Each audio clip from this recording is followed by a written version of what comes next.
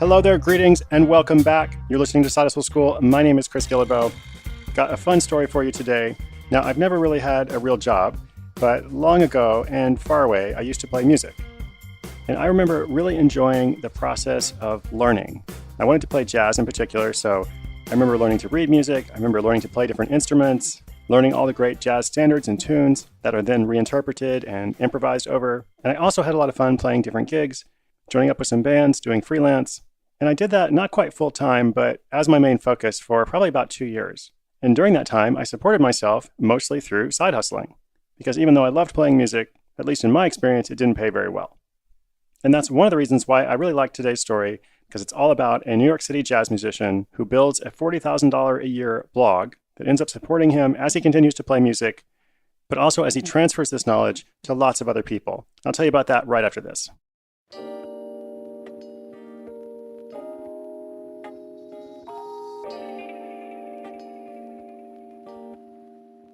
And now our story. For several years, Brent Vardstra had a day job in New York City, working as a musician, playing jazz gigs around town. He also taught, and he had a number of other projects to make ends meet, like musicians often do, especially in expensive cities like New York. But over the past 2 years, his day job has become what was his main side hustle, his blog and podcast called Learn Jazz Standards. It's a website that helps musicians get jazz tips, advice, and resources for learning and playing jazz music. The website makes money from selling ebooks, play-along tracks, a new eCourse, and some advertisements. Interestingly, unlike almost every other story you hear on the show, Brent didn't actually start this hustle himself. He actually acquired it from someone else. And the website was originally the idea of a friend of his, who is still a friend but is now a former business partner.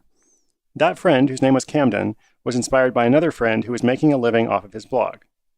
Camden wanted to try the same thing, or at least something similar, so he started with a fairly basic, quickly thrown together blog in 2010, and he worked on it for about 5 months or so before becoming too busy to continue.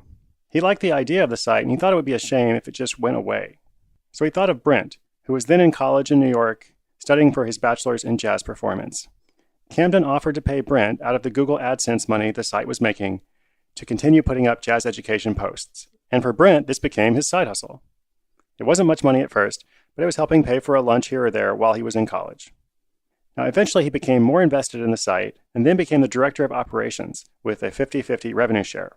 He was seeing visitors increase, newsletter subscribers increase, and they started making more ad money, along with selling jazz play-along tracks for people to practice with. Pretty soon the income was about $500 to $600 a month for each of them, and that went a long way to Brent as a struggling musician.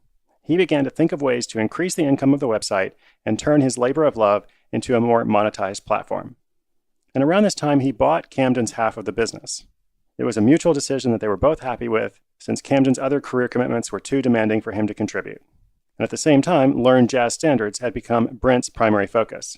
He says it was fun having a friend to collaborate with, but this change started opening up doors for him now that he was on his own.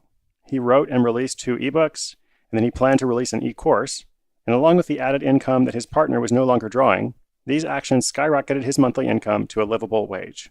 Since then, he's redesigned the site and has ambitious plans for releasing more products his followers will enjoy. Now, the best part for Brent is seeing how all that time, all that hard work has finally paid off. He just launched that first eCourse I mentioned a few months ago, and in the launch month alone, he sold $10,000 worth. He felt baffled and gratified. He was baffled that so many people would pay money because they trusted the website as a legitimate source of information. But he was gratified because, well, it was awesome. He had made this course, he had put it out in the world, and in the first month of it being live, he made $10,000. He also says that the financial freedom this blog has brought him is amazing. It's taken him from being that struggling musician to feeling secure. There's no more worrying if he'll get enough gigs next month.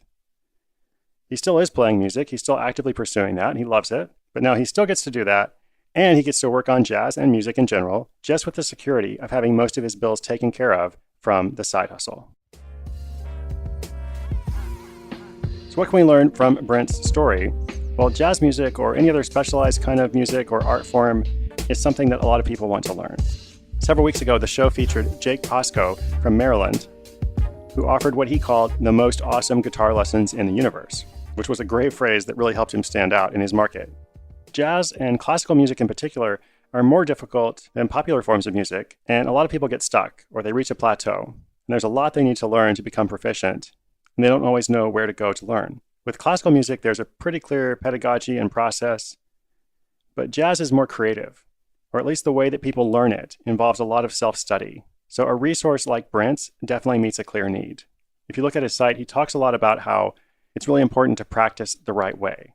And a lot of musicians, even if they're dedicated to their craft, they're probably wasting a lot of time just because they're practicing what they already know, they're not acquiring the information they need, or they don't have a systematic plan to improve, which is what he tries to provide through his course, the ebooks, and the free resources on the site.